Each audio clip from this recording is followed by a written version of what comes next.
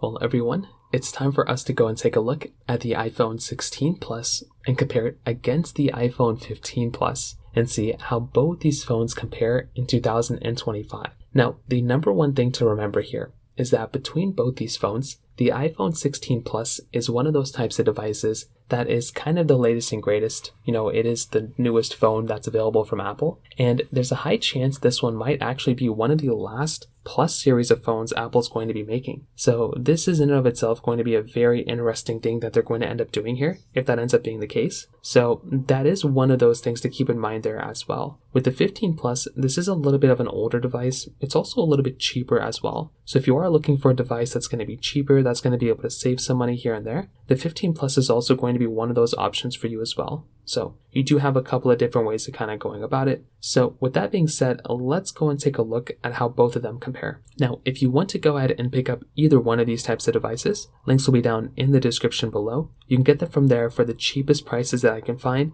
and you can help support the channel at the exact same time. Now, starting off with the outside of these particular phones. The iPhone 15 Plus originally came out back in 2023. So this phone is a fairly new phone. It's really not even that old of a device. It's giving you on the front a 6.7-inch Super Retina XDR OLED display. So this type of panel, for the most part, it is kind of more or less it's a good type of panel, right? It's a good sized panel. The resolution is fairly high, but it is a 60 hertz panel, which can be kind of a downside depending on who you are, right? So if you are wanting a phone that is going to be giving you a little bit of a better experience, you might be looking elsewhere for the most part. Like maybe you do want to go and buy a device that is going to be giving you a little bit of a better type of experience from that side, but it's not the biggest deal in the world, but it could be one of those types of annoyances that you might run into, right? Now, with the iPhone 16 Plus, this is more or less kind of the same exact type of situation going on here as well, meaning that with a device like this,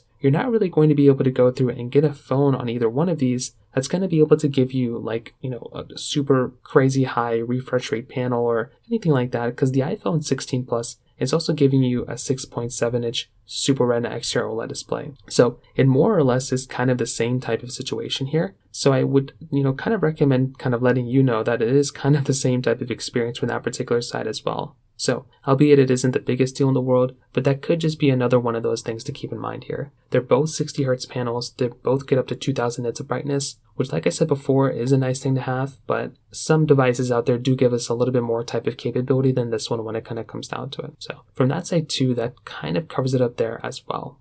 Now, on top of that, another important thing to keep in mind here too is that both of them are giving you USB Type-C ports on the bottom, which is always nice to have when you're picking up an iPhone and you're able to kind of get that type of capability. That is a really nice thing to basically have there. And I would say beyond that, there's not really too much else to kind of keep in mind here. The back sides, they're both giving you frosted glass backs, so both of them feel very premium there. They're both giving you dual camera setups. They're both giving you essentially the same type of layout all throughout. So they both feel fairly similar. There's some design language changes for the most part. Maybe the other big thing is that the iPhone 16 Plus is, they have that camera button on the side. So having that camera button is kind of cool. You can tap on it, you can click on it, and you're able to go through and kind of, modify your phone that way, which is kind of cool. But like I said, for the most part, it's not really the biggest deal in the world, and it wouldn't really be a reason why I would go and buy this phone. So from that side, that kind of covers it up there too. Now, from the camera side, this is also another one of those really important things to keep in mind here as well. So when you're taking a look at this type of,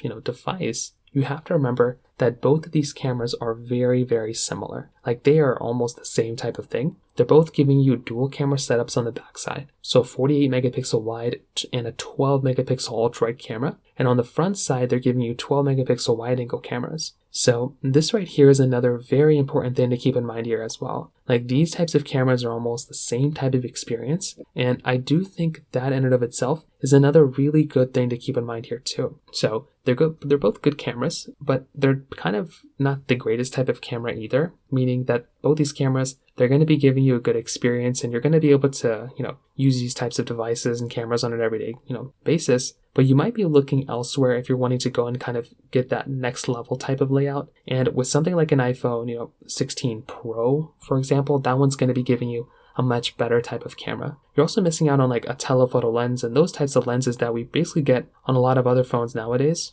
So that could be a little bit of a downside or something to kind of keep in mind here. But like I said, even for that, that's not even the biggest deal in the world. And, you might be okay getting a phone like this when it kind of comes down to it as well. So from that side, that kind of covers it up there too a little bit. On top of that, when you kind of take a look at these types of devices as well, I would say another important thing to keep in mind here too is that when you are kind of going through and picking up some of these types of devices, you kind of do have to remember that the software longevity here, these devices are probably going to be lasting for quite some time. So if you're going to go through and pick up a phone or pick up something, these types of devices are going to be software supported for many, many years now. So I would imagine that right there is going to be a really big advantage for these types of devices. And I will tell you, in my personal opinion, I do like being able to go through and buy phones like this because they are going to be giving me like a good type of software experience for a long period of time. So like I said, that is going to be another one of these big types of advantages of buying these types of phones. So either one you pick up is going to be pretty much the same. They're also both giving you really good battery life, but the iPhone 15 Plus is giving you a 4,383 mAh battery, where the iPhone 16 Plus is giving you a 4,674 mAh battery. So if you are looking for the better one in terms of the battery life standpoint, I would say the 16 Plus has the higher likelihood of giving you better battery life. And on my tests that I've done too, that was kind of what I saw. But the 15 Plus is still giving you a pretty good experience when it comes down to it as well. When it comes down to the performance,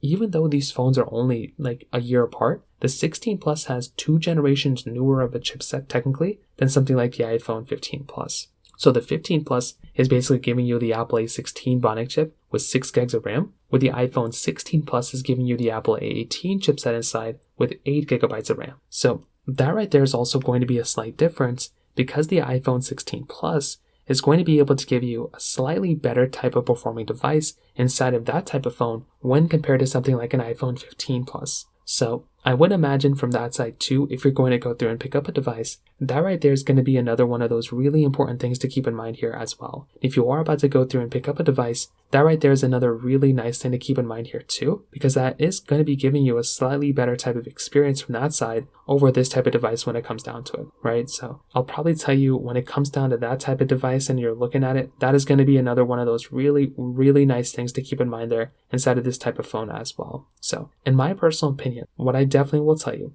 is that when you're looking at these types of devices, I definitely am such a big fan of the iPhone 15 Plus and the iPhone 16 Plus. They're very good phones. I don't necessarily know if these would be the first phones I'd recommend people to buy though. I would almost always recommend buying last year's Pro models over this year's Plus models. And now that the Plus model is kind of going away, I really don't know if there's any reason why people should be buying either one of these phones. Like, I think they're good phones, but it still makes a lot more sense to go ahead and buy a device like an iPhone 15 Pro or an iPhone 16 Pro rather than these types of devices. And I think the 15 Pro would make a lot more sense since it is a cheaper type of device. It's been out for a little bit. You can buy it in the used market for a little bit cheaper as well. So from that side too, that kind of covers it up there as well. Now, if you have any other thoughts or questions, please let me know in the comment section below. Hit the like button, that will mean so much, but definitely hit that subscribe button. More importantly than everything else, I love every single one of you guys. Hopefully I'll catch you guys in the next video. Peace out till then.